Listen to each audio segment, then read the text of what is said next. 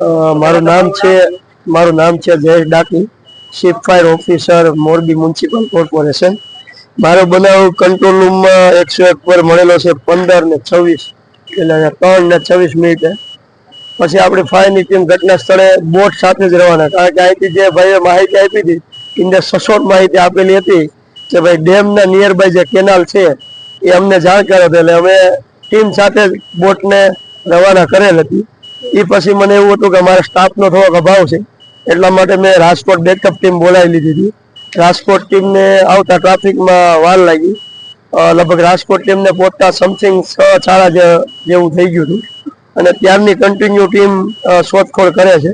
અત્યારે team change ઓવરમાં રાત્રિના કામગીરી થોડુંક રિસ્કી છે, કારણ કે કેનાલનો જે પ્રવાહ છે એ બહુ અતિશય થોડોક ભારી છે અને જે આપણે ભાઈ સોલંકીભાઈ ગયા છે એ થોડોક કેનાલના ભાગમાં અહીંયા ડીપ વધારે હોય છે અને ત્યાં ભેખડમાં ફસાઈ જવાની શક્યતા વધારે હોય છે, એટલે શોધખોળમાં જે અત્યારે તકલીફ પડે છે કરવામાં। અને રાત્રિની થોડુંક કામગીરી આવી હોય નહીં, પણ કોઈ છતાં આપણી ટીમ રાત્રિને બોટ સાથે સેફટી સાથે કામગીરી કરી રહી છે અને બિલાડી અને એનાથી રોપ રેસ્ક્યુ કરી રહી છે। સાહેબ, પરિવારજનોના આક્ષેપો એવા છે કે મોરબી ફાયરની ટીમના અમુક સાહેબો અહીંયા આવીને એવા જવાબ આપે છે કે આજે શિવરાજ છે એટલે અમારે પણ કામ હોય ને, આવા જવાબ આપે છે, એના વિશે શું કહે? મોરબી ફાયરના જવાનો એટલે કે ભાઈ હું જ છે, જે પ્રશ્ન હોય મને કયો એટલે હું તમને પરફેક્ટ સચોટ જવાબ આપી શકું। શિવરાજનો પ્રશ્ન એવો છે, શિવરાજનો એવો પ્રશ્ન નથી। શિવરાજમાં ઓલરેડી આપણો સ્ટાફ અત્યારે હાલ બંદોબસ્ત છે, તમને લોકોને ખબર છે કે શિવરાજના લીધે જ આ બનાવ બન્યો છે। એ ભાઈ જે હતા એ અમને જે મળતી માહિતી પ્રમાણે શિવરાજના મેળામાં ફરવા આવેલા હતા ઘર પરિવાર પાસેથી, અને જે સામે અમને ફોટોગ્રાફ મળ્યા એ પ્રમાણે એ ભાઈ ત્યાં લોકો 2 નાવા પડ્યા હતા, એમાંથી 2 લોકોનો આબાદ બચાવ બનેલો, આબાદ બચાવ થયેલો। જે અમને માહિતી મળેલી, જે ઘટના સ્થળે મેં જોયેલું છે એ હું તમને જ કહું છું। 2 લોકોને મેં મારી જાતે પરિવાર સાથે મેળવી અને મેં જાતે કીધેલું છે કે તમે આને હોસ્પિટલ લઈ જાઓ, કારણ કે જે 2 છોકરા હતા એ થોડા ગભરાઈ ગયા હતા અને થોડુંક એને પગમાં પણ વાગી ગયું હતું।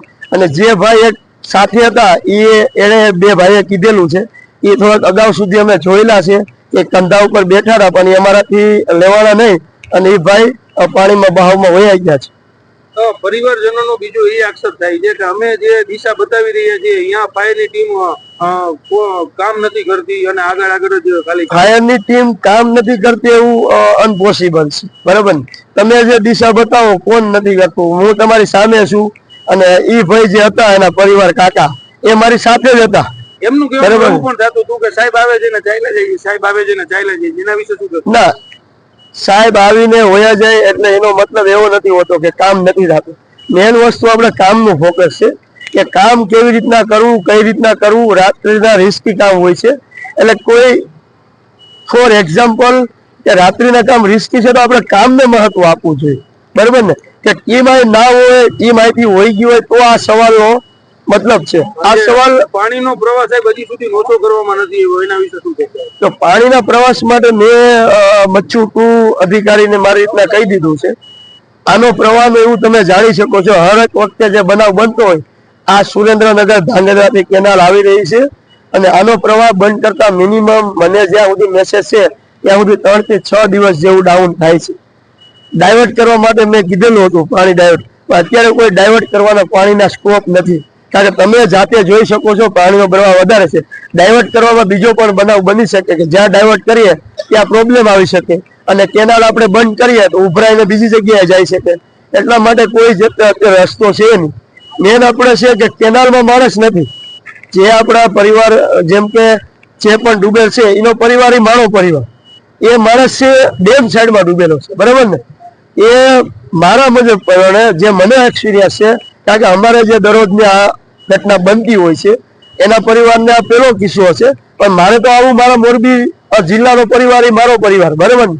એટલે અમને આવા રોજ દરરોજના કોલ મળતા હોય છે, એટલે મારા હિસાબથી જે છે એ 24 કલાક જેવો ટાઈમ લાગતો હોય છે અને 24 કલાકથી વધારે પણ મળતો હોય। એ તમને ન્યૂઝ પત્રકાર મિત્રોને બધાને ખબર જ હોય છે કે આવા બનાવ બનેલા છે।